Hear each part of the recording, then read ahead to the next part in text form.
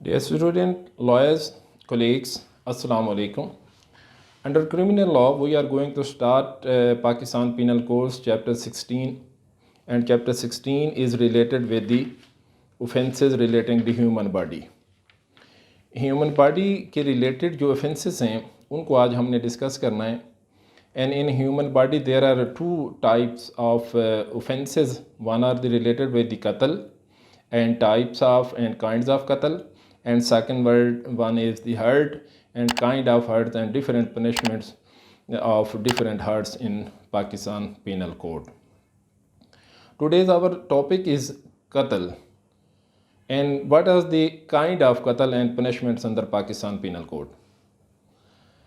Qatl has been defined under Pakistan Penal Code, and there are the four kind of qatl. First one is the qatl amd, second one is the qatl shabih amd, third was the qatl khata, and qatl bisabab.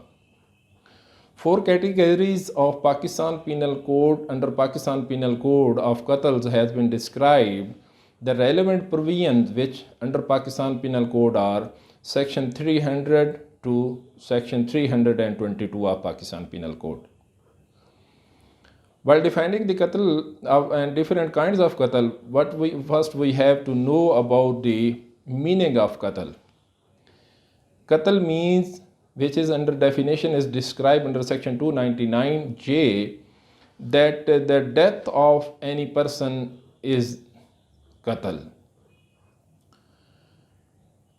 Now we have to describe the qatl under Pakistan Penal Code is the section 300. First we have to explain the relevant provision and what are its ingredients. Viewers, you have not, if subscribe our channel Law Society of Pakistan, subscribe it and press the icon of bell button, and then you can get our fresh video on any topic. Qatl under section 300 of Pakistan Code is whoever with the intention of causing death or with the intention of causing body injury to a person by doing an act which is in the ordinary course of nature is likely to cause death, or with the knowledge that his act is so eminently dangerous that it must in all probability cause death, causes the death of such person, is said to qatl amd. कत्ल की basically अगर further उसको हम explain करें तो दो बड़ी kinds हैं, जिसके अंदर लाफुल कत्ल है और अनलाफुल कत्ल है. लाफुल कत्ल से मुराद ये है कि कोई भी कत्ल जो प्रोसेस ऑफ लॉ के थ्रू एग्जीक्यूट होता है, जैसे एक मुलजिम है, उसका ट्रायल होता है और अदालत उसको मर्डर के बदले में उसको हुक्म देती है कि इसको फांसी दी जाए, और जलाद उसको ऊपर उसको मार देता है, तो उसको कहते हैं कि दैट इज़ अ लाफुल कत्ल. अनलाफुल कत्ल ये है कि कोई ऐसा इंसान किसी को मारता है जो कि कानून की खिलाफ वर्जी करते हुए मारता है, उसको हम कहते हैं अनलाफुल कत्ल, जिसको हम आज फर्दर अनलाफुल कत्ल को आगे डिस्क्राइब कर रहे हैं, जिसकी हम डेफिनेशन है. कत्ल आमद जो है पहली काइंड है, इसके अंदर चार इसके मेजर इंग्रेडिएंट हैं. पहला इंग्रेडिएंट है कि किसी भी इंसान का कत्ल होना ज़रूरी है. दूसरा ये है कि इंटेंशन ऑफ काजिंग डेथ होनी चाहिए उस ऑफेंडर की.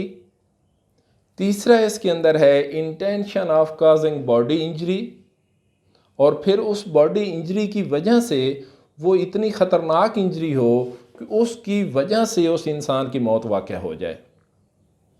और फोर्थ किस्म है कि नॉलेज रखना of that his act so eminently dangerous, कि उस एक्ट की वजह से इतना डेंजरस है, इतना ख़तरनाक है कि उसकी प्रॉबिलिटी होती है कि उस एक्ट की वजह से किसी की डेथ काज हो जाए.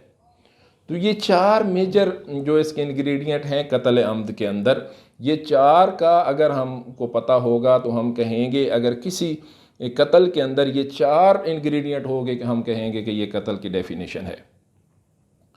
इसके लिए मैंने एक आपकी आसानी के लिए एक उसका शॉर्ट वर्ड बनाया हुआ है, इकबी, AKBI.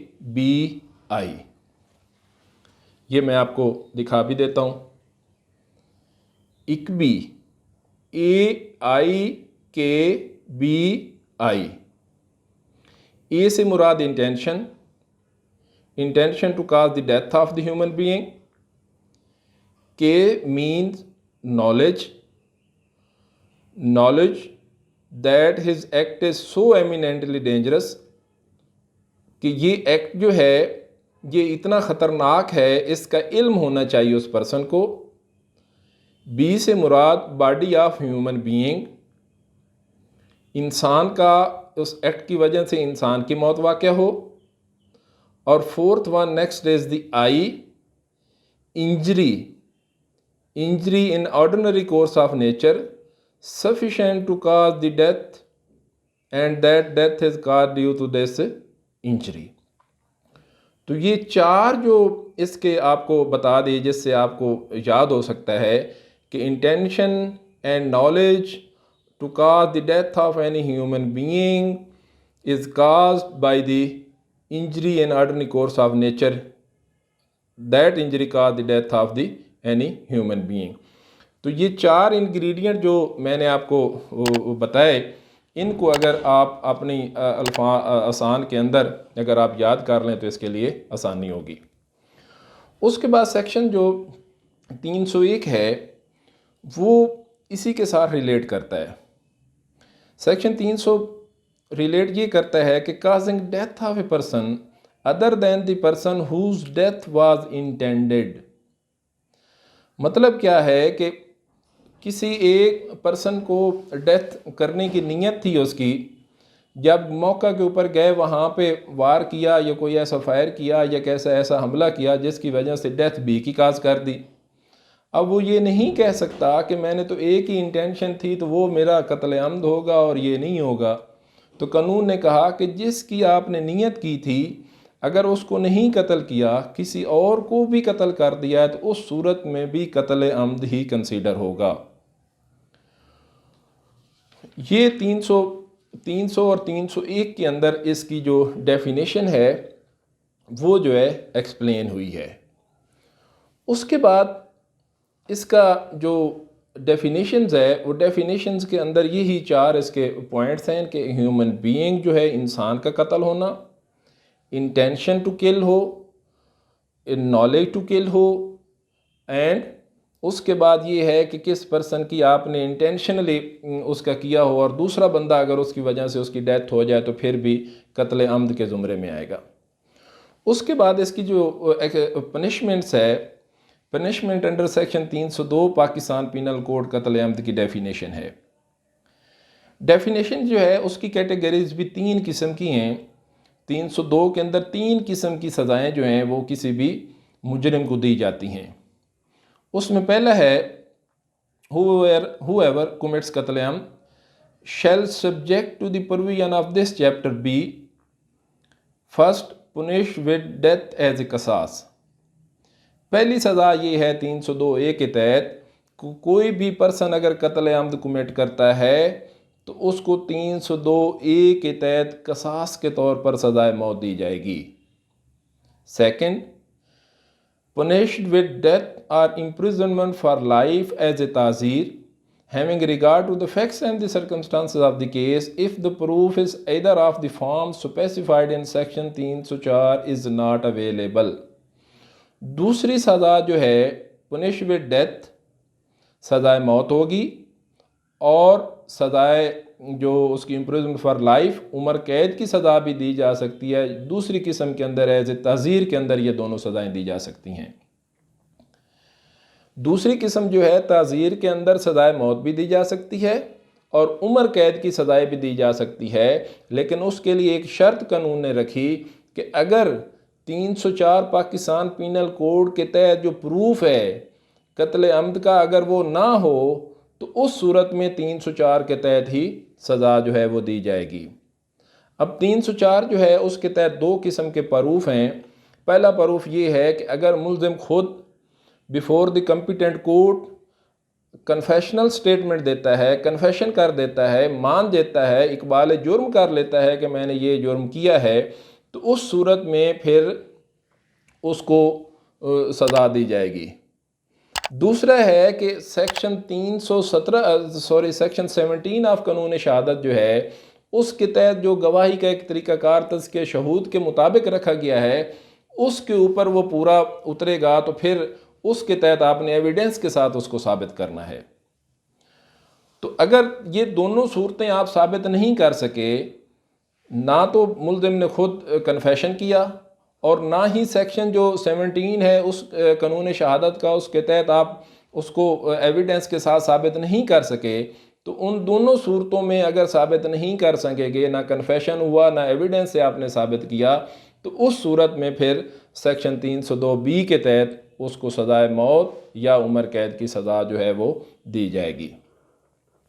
तीसरी पनिशमेंट भी है 302C के अंदर, punished with imprisonment either discretion for a term which may extend to 25 years where according to injunction of Islam the punishment of qisas is not applicable। जहाँ पे इंजंक्शन ऑफ इस्लाम के मुताबिक जो सज़ा है क़सास की वो एप्लीकेबल नहीं हो सकती, लागू नहीं हो सकती, तो उस सूरत में जो मुल्ज़िम है उसको 25 साल तक की सज़ा जो है वो दी जा सकती है। अब किन सूरतों में क़सास एप्लीकेबल नहीं है, इन्फोर्सेबल नहीं है, इनको हम फर्दर आगे सेक्शंस के अंदर डिटेल के साथ पढ़ेंगे।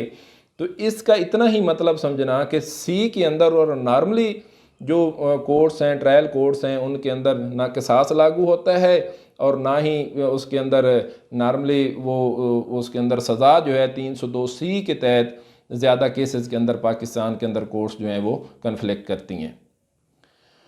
तो किन सूरतों के अंदर जो 302C है, किन सूरतों के अंदर उसको 25 साल की सज़ा जो है वो दी जा सकती है, जिसके लिए कंडीशंस हैं कि फ़र्स्ट कंडीशन, 4 कंडीशन जो हैं वो डिस्क्राइब हैं। उसमें फ़र्स्ट कंडीशन ये है कि सडन फाइट होनी ज़रूरी है। ये 302C के तहत सज़ा कब दी जाएगी उसका मैं ये आपको 4 जो हैं वो इंग्रेडिएंट बता रहा हूँ। First one is sudden fight. Sudden fight, यकदम लड़ाई हो जाती है, कोई मोटिव नहीं है, पीछे मोटिव नहीं है, यकदम लोग जमा थे, वहाँ पे ही किसी बात पे तू तकरार हुआ और वहाँ पे एक फ़ाइट हो गई और फाइट की वजह से अगर बंदे की डेथ हो जाए, तो उस सूरत में at the spur of the moment a fight is occurred then section under section 302 of Pakistan penal code the offender will be connected under section 302 sub section 3C। तो दूसरी सूरत में exceeding the right of private defence, आप right of private defence करते हुए उससे exceed कर गए और उस सूरत में आपने किसी की डेथ काज कर दी, तो उस सूरत में भी 302C के तहत जो है उसको सज़ा 25 साल दी जाएगी। तीसरी है उसके अंदर exceed the power by public servant while performing his public duty the public servant committed कत्ल-ए-आम। पब्लिक सर्वेंट एक ऑफिशियल ड्यूटी सर अंजाम दे रहा है और उसके परफॉर्म करते हुए उसने किसी बंदे का जो है वो कत्ल-ए-आम कर दिया, तो उस सूरत में भी उसको 25 साल तक की जो है सज़ा वो दी जाएगी। और डी है डेथ विद कॉन्सेंट। ये 4 सूरत हाल अगर ऐसी कोई पैदा हो जाए, उन 4 सूरत हाल के अंदर सूरत हाल पैदा हो जाए, तो उस सूरत में फिर उसके ऊपर कत्ल-ए-आम जो है उसके तहत उसको सेक्शन C जो है पाकिस्तान पिनल कोड सेक्शन 302 के C के अंदर उसको ये 25 साल की सज़ा दी जाएगी। ये जो इनकी 4 ग्राउंड्स हैं, 4 इंग्रेडिएंट फर्दन हैं C के, उसके अंदर मैंने एक लफ्ज़ जो है वो बनाया है सीड, SEED। ये आपकी आसानी के लिए इस सीड को आप जहन नशीन कर लें और इस वजह से सेक्शन 302C जो है उसके तहत आप इसको याद कर लें। सीड, S से सडन फाइट, नो मोटिव अगर सडन फाइट हो। दूसरा exceeding the right of private defence. E, next E से exceeding the power of the public servant while performance his public duty that servant committed कत्ल-ए-आम। और fourth one is the death with the consent. तो ये 4 सूरत हाल अगर further हो जाएं, तो उस सूरत में जो ऑफेंडर है उसको 302C के तहत जो है 25 साल तक की सज़ा जो है वो दी जाएगी। तो ये जो मेजर इसका कत्ल अम्द की डेफिनेशन है, कत्ल अम्द के अंदर उसकी जो सज़ाएं हैं वो आपको 3 किस्म की वो बताई और फर्दर एक्सप्लेनेशन की। इसके अंदर फर्दर जो 3 काइंड्स हैं, कत्ल शबीह अम्द, कत्ल ख़ता और कत्ल बेसबब, इनकी डेफिनेशंस और उनकी सज़ाएं और इनका आपस में जो डिफरेंस है ये फ़र्दर हम नेक्स्ट लेक्चर में इंशाल्लाह कैरी ऑन करेंगे। इन्हीं गुजारिशात और इन्हीं माज़ूरात के साथ मैं आपसे आज के लिए इजाज़त चाहता हूँ। अल्लाह हाफ़िज़।